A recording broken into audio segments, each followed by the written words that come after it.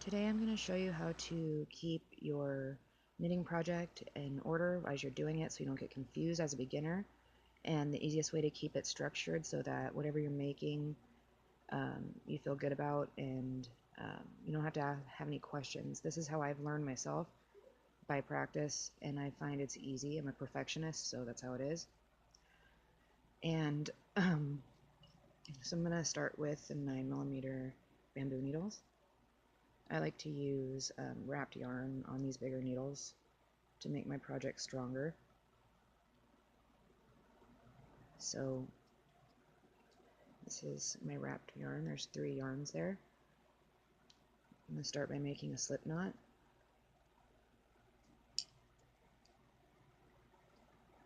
I don't put it on there extremely tight, but you know, I like to flip it around just because the tail becomes the bottom, or it goes on the bottom, and I believe that that's easier to start. You don't get confused as you're making your stitches up while you're learning. So I like to turn my tail to the bottom. So I'm gonna cast on. I just do my 2 fingers like that, and I twist. You can like a peace sign with it wrapped around your left-handed left pointer finger.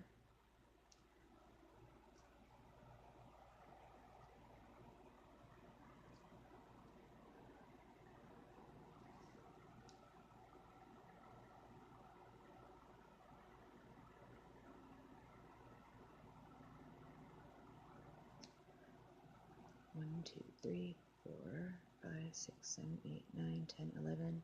I'm going to do 12. Let's keep the yarn over there.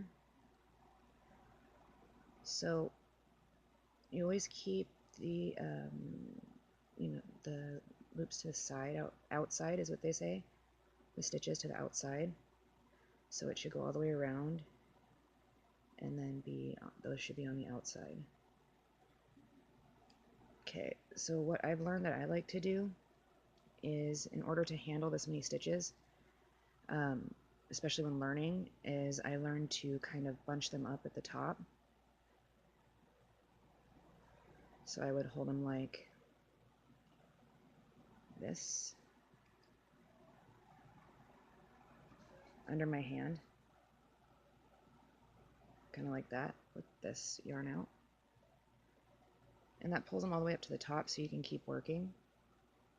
There's the tail, there's that. So to do the first stitch, also I learned how to, instead of pulling it over like that to do a stitch, because you have to let go of your needle in order to do that, I learned what they call the American flicking style, which makes it a little bit faster. And all you do is I hold the yarn like that over this finger. It goes under, and I kind of just hold on to it with these. So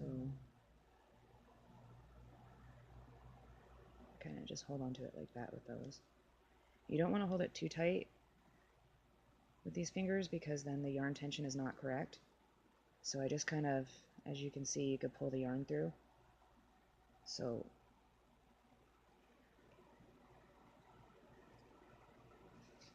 then I just do that.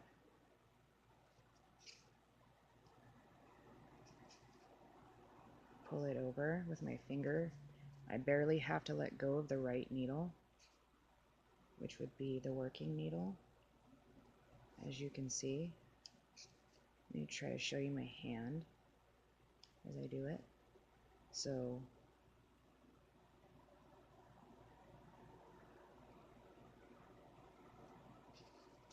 and that's faster than having to do that, let go, pull over, and then off.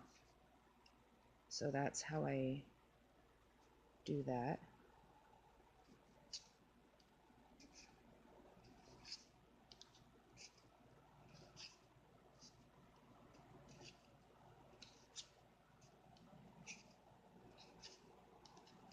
There you go. So then you got a knit project going. Just remember to always keep it to the left side. So when you're done, you might have to move it around a little bit, and that's fine. But that's how you do that. That is how you keep control. If you have any questions or comments, or if I need to explain anything else, like I said again, I just kind of pull them up and scrunch them up to the top together so I can do one right after another. And I just kind of hold the whole thing, but not tight, just gently enough. And that's how I do that to have to deal with multiple stitches. And I also do, like I said, I believe it's called the American flicking method.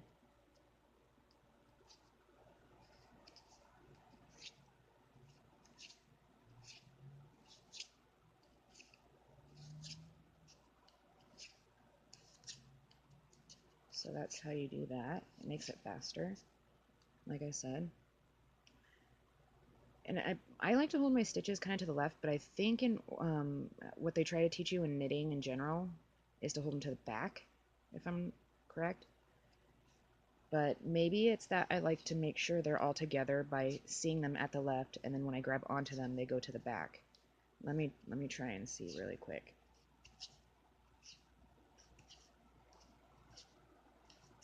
Okay, so I like to make sure that it's all together, but then when I go to grab them, I guess they do go to the back. So I guess that's right. Okay, I just learned something while doing the video. Okay.